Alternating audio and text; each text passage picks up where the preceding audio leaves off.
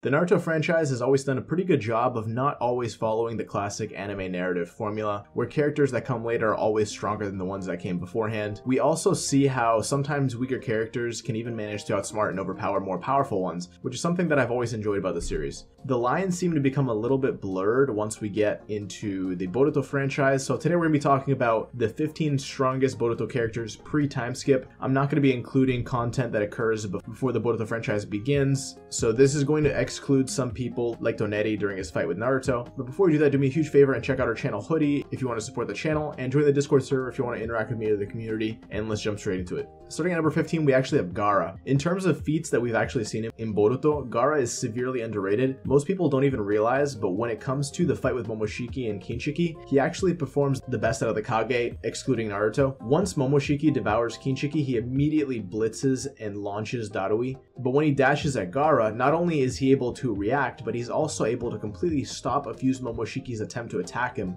Obviously, he's very soon overpowered by a gut punch, but keep in mind that Chojuro and Kurotsuchi were completely unable to do anything and weren't even able to really react and nevertheless land a blow. Now, you could argue that this is just the way that the artist chose to depict the fight, but first of all, that's boring. And second of all, it makes narrative sense because Gaara was the first out of the current Kage to become a Kage and should narratively be superior to some of his peers, even based on his feats during the war arc. There are also some secondary feats of reacting to Urashiki and causing him to need to retreat when paired up with Chojuro, who we've already established is far weaker and was even showcased against Urashiki to get clapped before Gaara interfered. Moving on to number 14, we have Killer Bee, the Jinchuriki of the Eight Tails. He was actually swiftly defeated in his Eight Tails state by Momoshiki and Kinshiki. He was pinned very easily by Momoshiki's chakra receivers and took a Bijudama, absorbed it, and sent it back twofold. Kinshiki himself didn't really fight here, but I'm sure that he'd also easily be able to overtake Bee as well, because they were both stated to be threats above Kaguya, which Bee obviously can't take, and narratively they were introduced to easily take him down, so we recognize them as real threats. And having said that, I mean, he's still one of the strongest characters in the show. Being the Jinchuriki of the Eight Tails, he still deserves this spot. He doesn't have too many feats in Boruto, but it's well established that he's already able to destroy mountains, landscapes, and is fast enough to keep up with his brother in the double lariat, in which they were able to decapitate Kisame. His brother being the Raikage, who has been compared to the speed of light multiple times.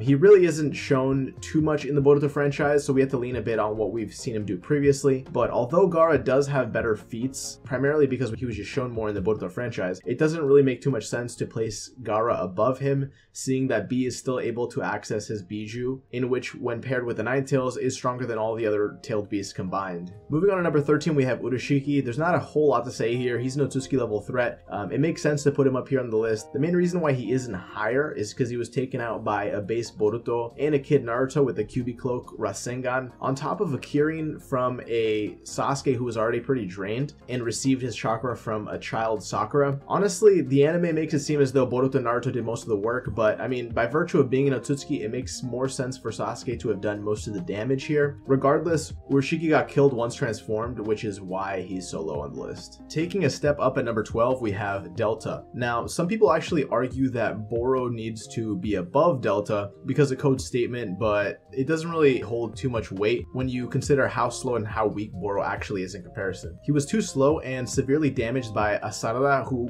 was barely confident with her own Chidori, whereas Delta was able to keep up with a KCM Naruto who was going all out at a certain point in the fight. And although she still lost, the entire fight was somewhat relative to him, which is why she deserves to be in this spot. At number 11, we have Kashin Koji. Now this one's a bit of a hot take. First of all, he himself is confident that he could take down Delta. Now it's a bit unclear if he would do this by just overpowering her, which might be unlikely seeing his character. But throughout all of his introductions and appearances, he is known as a character in the shadows gaining intel, so I wouldn't be surprised if he knew exactly what to expect of her. Delta was also confident she could fight him, but she also has shown some aggression towards Jigen as well, and has shown to be a very cocky individual. He's also able to swap hands and briefly outspeed a suppressed Jigen, and keep in mind he still has his Sage mode on top of that, but obviously when Isshiki is fully brought out, Kashin Koji no longer stands a chance. So it's theoretically possible for Delta to win. I think that more often than not, Kashin Koji would have this one in the bag. Now moving on to number 10, we have Kinshiki. Kinshiki himself fought Sasuke very briefly in one of Kaguya's dimensions, and solely based off of that, Sasuke already determined that he and Momoshiki were threats greater than Kaguya. This is consistent with the fact that Kaguya herself was stated to be scared of the Otsutsuki clan coming for her, in which Kinshiki, Momoshiki, and Urashiki's shadows were all shown. He's also able to keep up with the current Kage before being trapped by them. Not many people are able to do this, but obviously being an Otsutsuki, he also deserves this spot as well. Above Kinshiki at number 9, we have Boruto. Now the reason why I have him all the way up here is because he's able to enter his Borushiki state, in which he performs several feats where he's able to absolutely obliterate Boro, send Sage Mode Naruto flying back,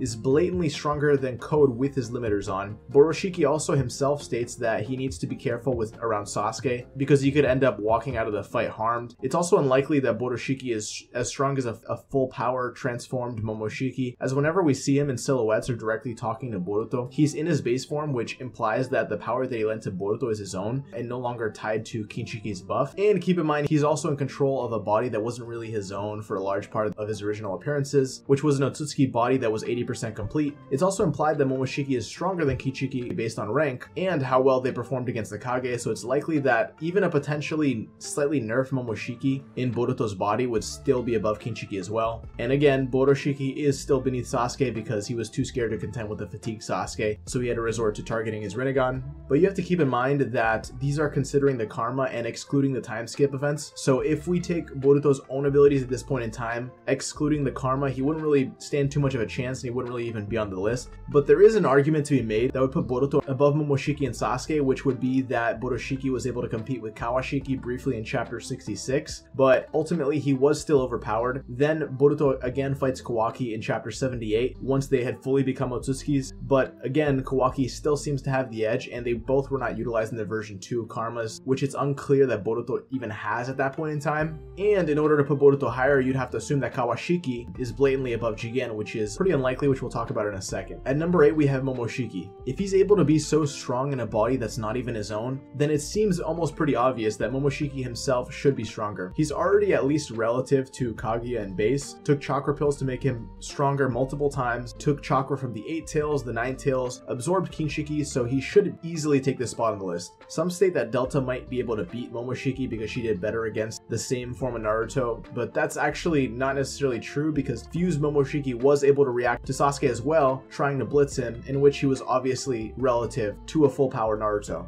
Also the fact that Momoshiki was fighting against Naruto and Sasuke, whereas Delta was only facing against Naruto, who started the fight not really trying and still performed better, should point towards the victor being Momoshiki. At number 7 we have Sasuke. I mean, he blatantly assisted in defeating Urashiki. He's relative to a KCM Naruto, so he should still be able to defeat Delta. He faces off against Kinshiki and Momoshiki, so he's very fitting for this spot. The main reason why I place him above Momoshiki is that at the end, Momoshiki was taken out by a base Naruto in Boruto's Rasengan while Momoshiki was transformed. If Naruto has the chakra to be able to do this in base, then perhaps Momoshiki, not amped by a transformation in the tailed beast chakras, will very likely be able to be taken out by Sasuke on his own. There's also the fact that Borushiki still saw Sasuke as a threat to the point where he just needed to go after his Rinnegan, which also ends up being in Sasuke's favor. Now at number 6 we've got Kawaki. Kawaki is so high up because his own karma lends him access to Isshiki's power. I'll talk about Isshiki's feats in a little bit more depth in a second, but he's able to completely overpower Code with his limiters in chapter 67 and overpower Borushiki and almost kills him to the point where Naruto needs to literally save him. This makes logical sense as he's able to overpower Boruto multiple times. He has a portion of Isshiki's power, so who's obviously higher up on the list. And that brings me to number 5, Code. So Code without his limiters was stated multiple times to be above Jigen, even by Daemon, who only saw his power for a very brief period of time. Jigen was able to absolutely dog on Naruto and Sasuke at the same time. He basically did what Momoshiki did, except actually win, while not even being in his full Otsutsuki state. Jigen is also debatably superior to Kawaki, and although he did have some chakra from the 10 tails, you have to keep in mind that this was in a broken vessel's body that wasn't even meant to be his own. That just goes to show how far above Naruto and Sasuke Jigen was. Jigen is also debatably still superior to Kawaki even while utilizing Isshiki's power. Keep in mind we're talking pre-time skip here as well, because although we didn't see Code do too much so far, Code is supposedly supposed to be stronger than even this, and if pre-time skip Kawaki is very likely weaker than Jigen, then there's no way he'll be contending with Code either. Number 4, we have Daemon. Now, Daemon is a severely underrated character. He's one of the cyborgs that are also stated to be stronger than Jigen. He has an ability to repel malicious intent back towards a person if he's touching him, which makes him nearly impossible to hurt from a close range. After Code gets his limiters removed, he supposedly is extremely powerful, but immediately gets dominated by Daemon, who is able to keep up with him in terms of not only his own ability, but also his speed and strength. At number 3, we have Isshiki Otsutsuki. Now, I mean, you guys probably saw this one coming. Isshiki is the next on the list. I'm not including Jigen since he's just a weaker variation of Isshiki. It's not like Kawaki where he's actually still a separate person.